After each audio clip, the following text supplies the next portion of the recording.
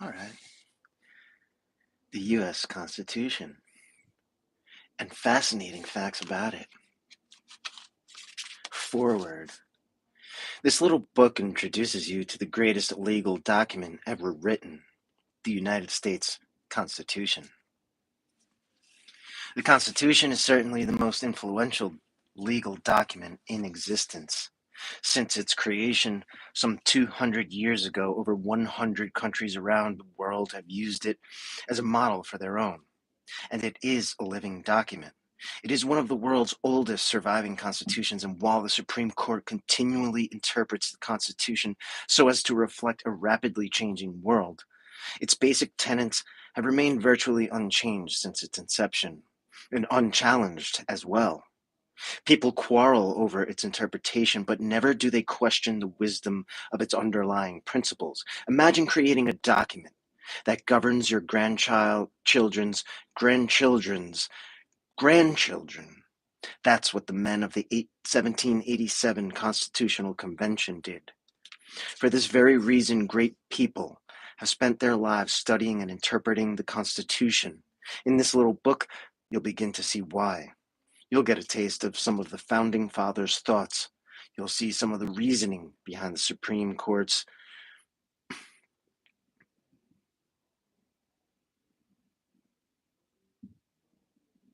landmark decisions.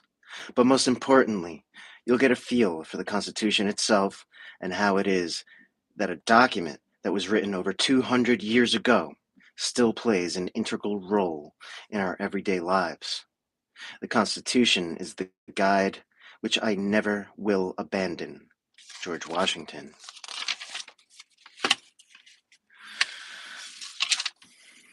The Founding Fathers. The U.S. Constitution brought together in one remarkable document ideas from many people and several existing documents, including the Articles of Confederation and Declaration of Independence. Those who made significant intellectual contributions to the Constitution are called the Founding Fathers of our country. Many of the Founding Fathers were at the Constitutional Convention, where the Constitution was hammered out and ratified. George Washington, for example, presided over the convention.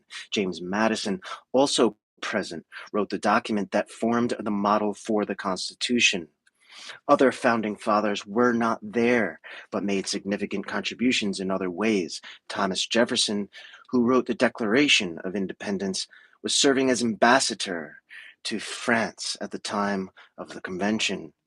He kept abreast of the proceedings in Philadelphia by carrying on correspondence with James Madison. John Adams, as ambassador to Great Britain, wrote Defense of the Constitution of the Government of the United States of America. Thomas Paine wrote the influential pamphlet Common Sense, which immeasurably influenced the philosophy reflected in the Declaration of Independence. One of the Founding Fathers, Patrick Henry, was initially opposed to the very idea of the Constitution. He wanted to keep the Articles of Confederation, the predecessor to the Constitution. However, when an agreement was made to add a Bill of Rights to the Constitution, Henry fought hard for its ratification. The term framers is sometimes used to specify those who helped craft the Constitution. Founding Fathers often refers to people who contributed to the development of independence and nationhood. However, the notion of a framer or a founding father is not easily defined. When the following sections of the book talk about founding fathers, they are describing people who had a significant impact on the Constitution, either directly or indirectly. The list is by no means complete, but it does identify people who played a large role in the development of the Constitution at this critical time in American history. Fascinating facts about 6 Founding Fathers. George Washington, 1732 to 1799, highest political office, President, 1789 to 1797. Other accomplishments: led the colonial forces in the Revolutionary War. The staid portraits of George Washington accurately reflect the personality of the father of the nation. He was a man of few words whose political ascension was attributable to his strength of character rather than his intellect. A huge man for his day, Washington stood 6 foot 3.5 inches tall with enormous hands. Washington had pock-marked skin as a result of a teenage case of smallpox. He was quiet and reserved in public, but in his free time enjoyed many light-hearted hobbies, including playing cards and dancing. He married Martha Custis, the richest widow in Virginia. He had lost almost all his teeth by the time he was president, leaving him with badly sunken cheeks that were stuffed with cotton for portraits. Contrary to popular belief, George Washington never had wooden teeth. His teeth were made mostly of lead, fitted with human cattle and hippopotamus teeth. Some were carved from elephant and walrus tusks. In his will, he freed all 300 of his slaves permanently. The popular tale of Washington and the cherry tree, historians say, was almost certainly untrue. His politics. Washington was a Federalist, so he favored a strong central government. He also had a strong affinity for aristocrats. During the Constitutional Convention, he spent much of his time at the mansion of Robert Morris, the richest man in America. His closest political ally was Alexander Hamilton, whose policies inevitably leaned toward the upper classes. Washington was the only president to win unanimous approval, all of the votes cast by the Electoral College. He did it twice.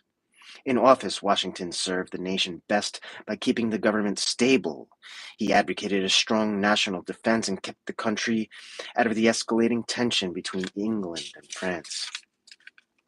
His health failing, Washington begged out of the presidency after one term. Men from both sides of the political fence urged him to remain in office, however, so he stayed on.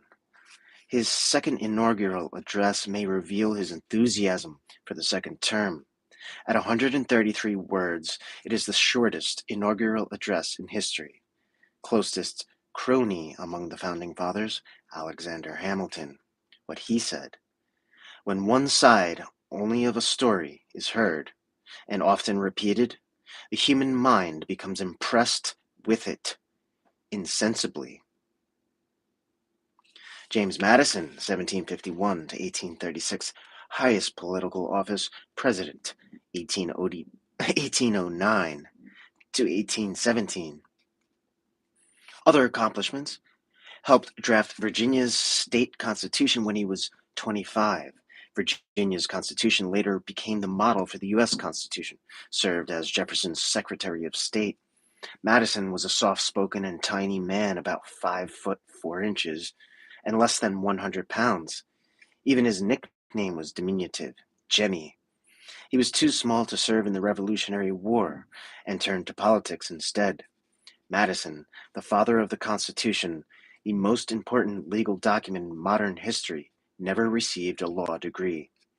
Even in his 40s, Madison was a lonely and single man. That changed when Aaron Burr introduced him to Dolly Todd. The couple married when Madison was 43 and never had children.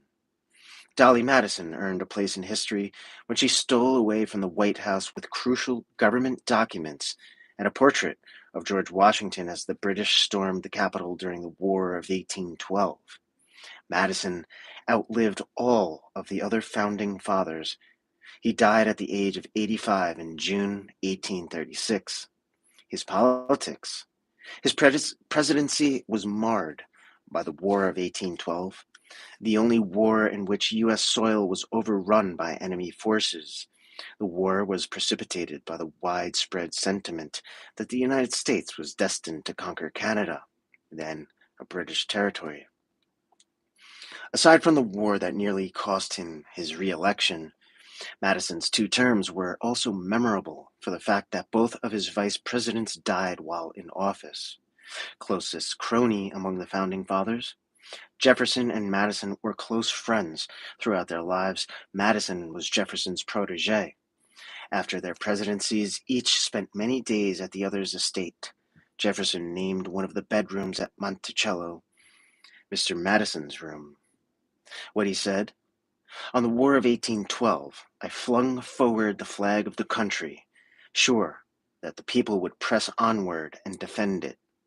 Under the new Constitution, the nation's powers will be derived from the superior power of the people. Thomas Jefferson, 1743 to 1826, highest political office, President, 1801 to 1809. Other accomplishments: wrote the Declaration of Independence and served as minister to France, a pivotal diplomatic position. As the Constitution was being drafted, Jefferson was nicknamed Long Tom because he stood 6 foot 2.5 inches tall with long, slender limbs. He had carrot red hair that paled with age. A fiddle player, Jefferson wooed his wife with violin serenades. Jefferson eschewed the uniforms of nobility, choosing instead to dress himself in sometimes dirty and tattered clothing. Although his wife died at the age of 33, Jefferson never remarried. He did, however, allegedly father 5 children by Sally Hemings, one of his slaves. Jefferson suffered from migraine headaches throughout his life and bathed his feet in cold water daily to avoid colds.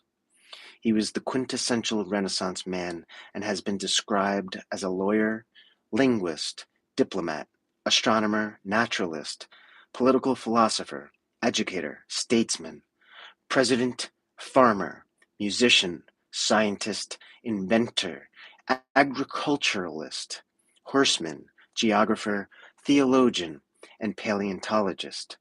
Jefferson was fluent in Greek, Latin, French, Spanish, Italian, and German.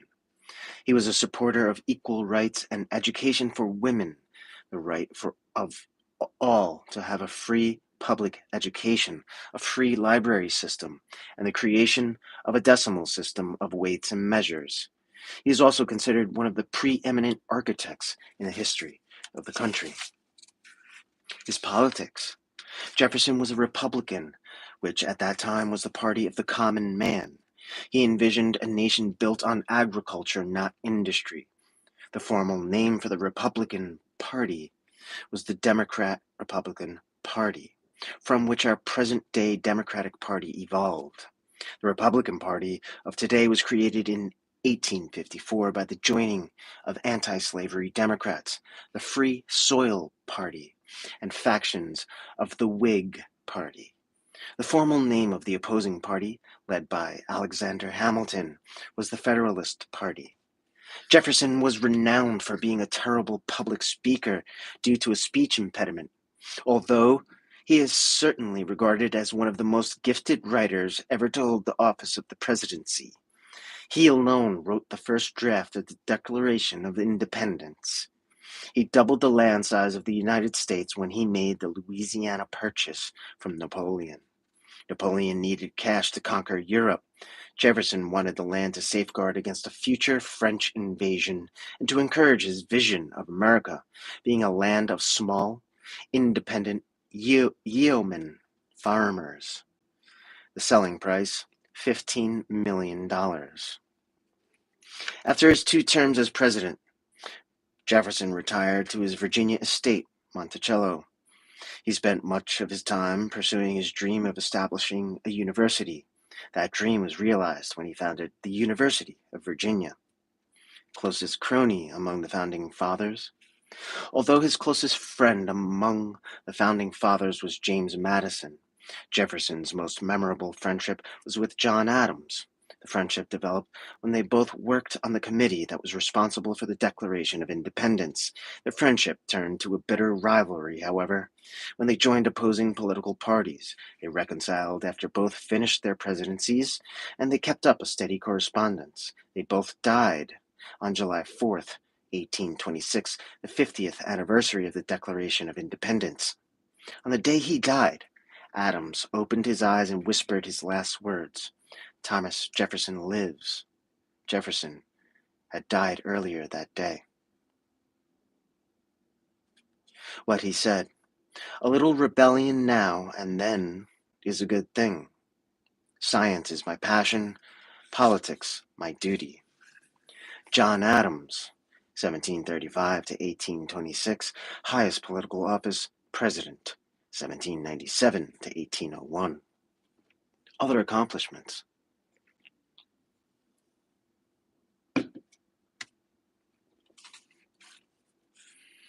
first vice president, helped draft the Declaration of Independence and negotiate the peace agreement with Great Britain to end the Revolutionary War, served as minister to Great Britain. Nicknamed Atlas of American Independence, John Adams was a short, 5'7" plump man with an ego as big as his waistline. He felt it was beneath him to shake hands with anyone. He bowed instead. Adams was not alone in this practice, however. George Washington also preferred to bow rather than shake hands. Born and raised in what is now Quincy, Massachusetts, Adams was a lawyer by trade. He was the first president to occupy the White House. The nation moved its capital from Philadelphia to Washington, D.C. during his administration. His politics. Adams was a Federalist, and as such, he held a more elitist view of government than his Republican rivals. The first truly defense-minded president, Adams built the U.S. Navy to the point where it could compete with that of any nation. Probably his most enduring political legacy involved appointing John Marshall as Supreme Court Chief Justice, the most ignominious, his signing of the Alien and Sedition Acts, which made it a crime to criticize the government, for which violators could be imprisoned. Adams was most proud of the fact that he avoided war with France at the turn of the century, in the face of strong public opinion in favor of war. This, along with his perceived overspending on defense, led to his defeat in his re-election campaign. Closest crony among the Founding Fathers? Thomas Jefferson was, by turns, both his closest crony and most loathed political enemy. They ended their lives as friends, dying on the same day, 50 years after the signing of the Declaration of Independence. What he said, "Let the human mind loose. It must be loosed. It will be loose. Superstition and despotism cannot confine it." Benjamin Franklin, 1706 to 1790, highest political office, minister to France. Other accomplishments. Franklin was one of the 3 Americans to sign the peace treaty with England that ended the Revolutionary War. He also helped write the Declaration of Independence and was the oldest delegate at the Constitutional Convention. Of the Founding Fathers, Franklin was easily the most unusual character. He made enough money from his publishing business, primarily on receipts from Poor Richard's Almanac, to retire at age 42. He then devoted his life to writing, science, and politics. Among his many inventions, Franklin created bifocal glasses. He did so because he didn't like to carry 2 pairs of glasses with him. Franklin had one illegitimate son, William, who became the governor of New Jersey. William supported the British in the Revolution, which resulted in the permanent estrangement of father and son. His politics? Franklin's political activism had peaked long before the American party system fully evolved, but he was philosophically closest to the tenets of the Democratic-Republican Party. He was suspicious of strong central governments and governors, be they kings or presidents. Indeed, Franklin advocated a 3-person presidential committee rather than having a single president. Of the proposal to have a one-man president, he said, "The government is likely to be well administered for a course of years and can only end in despotism." Nonetheless, in Franklin's will, he bequeathed his walking stick to President Washington. Franklin had a restless and ravenous mind. He eschewed normal work patterns, preferring instead to set his own pace and ignore appointments if he was interested enough in a conversation. He also possessed the largest private library in America. Not all of his ideas won wide acceptance. A case in point, Franklin's choice for the national bird was the turkey. Closest crony among the Founding Fathers, Thomas Jefferson. When Franklin died, Jefferson implored President Washington to hold a day of mourning. Washington balked, not wishing to set a precedent. What he said, Our Constitution is in actual operation. Our Constitution is in actual operation. Everything appears to promise that it will last. But in this world, nothing is certain but death and taxes. At the conclusion of the Constitutional Convention, Franklin observed the symbol of the sun at the top of George Washington's chair and mused, "I have the happiness to know it is a rising sun and not a setting sun." Alexander Hamilton, 1755 to 1804. Highest political office, Treasury Secretary. Other accomplishments. Along with Madison and John Jay, authored the Federalist Papers, rallying support for the new Constitution, led the effort to convene the Constitutional Convention when the nation was verging on anarchy. Hamilton called for a meeting of all 13 states at Annapolis, Maryland, in September 1786 to discuss the economic situation in the country at that time. However, only 5 states sent representatives. There were not enough states for a quorum, and the conference had no real authority. Undaunted, Hamilton then requested permission from the Congress of the Confederation, under the Articles of Confederation, to invite representatives from the 13 states to assemble in Philadelphia with the express purpose of revising the Articles of Confederation. With the exception of Rhode Island, all of the states sent representatives. Behind closed doors and with no real authority, the delegates decided to write an entirely new constitution. Hamilton was consumed by his passion for a nation built around a strong and fiscally stable central government. He was born out of wedlock in the West Indies and moved to the colonies at the age of 17. His father, a Scottish trader, went bankrupt when Hamilton was 15, and the boy went to work in a counting house to help support the family. Fresh out of Columbia University, Hamilton organized artillery regiments in New York for the Revolutionary War, and from 1779 to 1781, he was Washington's chief aide. When Washington assumed the presidency, he named Hamilton Secretary of the Treasury. Ironically, before Washington was elected president, Hamilton was one of a group of politicians who felt that the U.S. needed a king. The group wrote to Prussia's Prince Henry and asked if he wanted the job.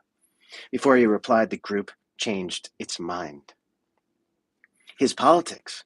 Hamilton was one of the most advocated and elitist political. Hamilton was the one who most advocated and an elitist political vision. He believed that the intellectual aristocracy should rule the nation. Hamilton's political legacy is embodied in the Federal Bank. He led the effort to establish the first such bank, which he saw as critical for sustaining the government's fragile finances. His opposition saw the bank as an evil tool for expanding the power of the federal government at the expense of the states. Hamilton is regarded as the father of the national debt, because he felt that a national debt was really a blessing. The more money the government owed to the people of the country, the more the people had a stake in the success of the country. When Jefferson ran for president in 1800, he and Aaron Burr, both Republicans, tied. The election went to the Federalist-controlled House. Hamilton, founder of the Federalist Party, convinced his colleagues to elect Jefferson over Burr. Burr then campaigned for governor of New York in 1804. Again, Hamilton swayed voters against Burr. Finally, Burr challenged Hamilton to a duel. Fatally wounded by his rival, Hamilton died 1 day later. Closest crony among the Founding Fathers, George Washington. What he said: "The sacred rights of mankind are not to be rummaged for among old parchments or musty records. They are written, as with a sunbeam, in the whole volume of human nature, by the hand of the divinity itself, and can never be erased or obscured by mortal power." More fascinating facts about the Founding Fathers. George Washington was born on February 11, 1731, under the Julian calendar. In the early 1750s, Great Britain converted to the Gregorian calendar. An act of Parliament added 11 days to complete the adjustment, and Washington's birthday became February 22nd, 1732. Once Governor Morris was offered a bet of one dinner if he would approach George Washington, slap him on the back, and give him a friendly greeting. He wanted to show people how close he was to the chief. Morris carried out the bet, but later admitted that after seeing the cold stare from Washington, he wouldn't do it again for 1,000 dinners.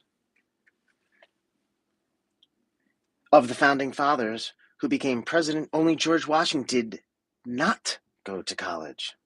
He did not go to college. George Washington did not go to college. John Adams graduated from Harvard. James Madison graduated from Princeton. And Thomas Jefferson attended the College of William and Mary. John Adams was the first president to live in the White House when he came to Washington, D.C. in November of 1800. However, he was only there for 4 months after losing the election of 1800 to Thomas Jefferson. Washington Irving described James Madison as a withered little Applejohn, and his wife Dolly as a fine, portly, buxom dame. The Marquis de Lafayette thought so much of George Washington that he named his son George Washington Lafayette. George Washington gave the shortest inauguration speech in American history on March 4th, 1793. It was only 133 words long. William Henry Harris gave the longest at 8,443 words on March 4th, 1841, on a cold and blustery day in Washington, D.C. He died 1 month later of a severe cold. John Adams died on July 4th, 1826, at the age of 90 years, 247 days. His wife Abigail had died in 1818 after 54 years of marriage. Upon graduating from Harvard, John Adams became a grammar school teacher. My little school, like the great world, is made up of kings, politicians, divines, fops, buffoons, fiddlers, fools, coxcombs, sycophants, chimney sweeps, and every other character I see in the world. I would rather sit in school and consider which of my pupils will turn out to be a hero, and which a rake, which a philosopher, and which a parasite, than to have an income of £1,000 a year. Thomas Jefferson sometimes spent $50 a day, about $1,120 today, for groceries because of his lavish entertaining. The wine bill for the 8 years he served as president was $11,000, about $246,000 today. He was also the first president to grow tomatoes in North America. Thomas Jefferson died broke. Before his death, Jefferson was able to alleviate part of his financial problems by accepting $25,000 for his books from Congress. Those books were used to begin the Library of Congress. Friends even tried to organize a lottery to sell part of his land to help, but it was not enough. When Jefferson died, he left my gold-mounted walking staff of animal horn as a token of cordial and affectionate friendship to James Madison. Jefferson's epitaph read, "Here was buried Thomas Jefferson, author of the Declaration of Independence, of the Statute of Virginia for religious freedom, and the father of the University of Virginia." It didn't include President of the United States. James Madison of Virginia was responsible for proposing the resolution to create the various cabinet positions within the executive branch of our government and 12 amendments to the Constitution, of which 10 became the Bill of Rights. He also proposed that congressional pay be determined by the average price of wheat during the previous 6 years of a congressional session. Although it is common knowledge that George Washington called for the emancipation of his slaves in his last will and testament, he stipulated that it would only take place upon the death of his wife, Martha. However, in Martha's will, she did not free the slaves. The original intent was for George Washington to be buried beneath the rotunda floor under the dome of the Capitol. He died before the rotunda was finished, and in 1828 the crypt was covered up.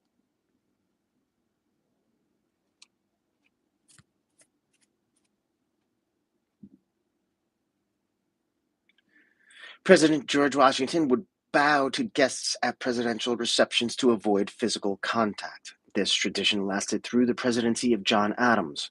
Washington would rest one hand on a sword while holding a hat in the other to avoid the remote possibility of anyone forcing a handshake. Thomas Jefferson ended the tradition of bowing by shaking hands when greeting people.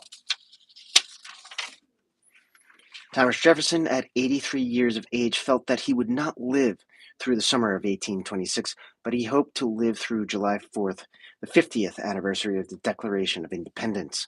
Both he and John Adams died on July 4th, 1826, after long and distinguished careers.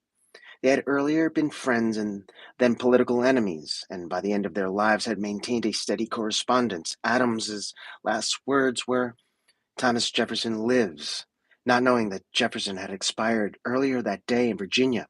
Jefferson's last words were, "Is it the 4th? I resign my spirit to God, my daughter, and my country." President James Monroe also died on July 4th. He died on July 4th, 1831, 5 years after Thomas Jefferson and John Adams. When George Washington died on December 14th, 1799, his last words were, "I die hard, but I am not afraid to go. Let me go quietly. I cannot last long. It is well." Alexander Hamilton was killed by Aaron Burr in a duel in Weehawken, New Jersey. On July 12, 1804, Hamilton's son Philip had died in a duel 3 years earlier, 1801, at the same location. Benjamin Franklin died on April 17, 1790. His daughter asked him to change positions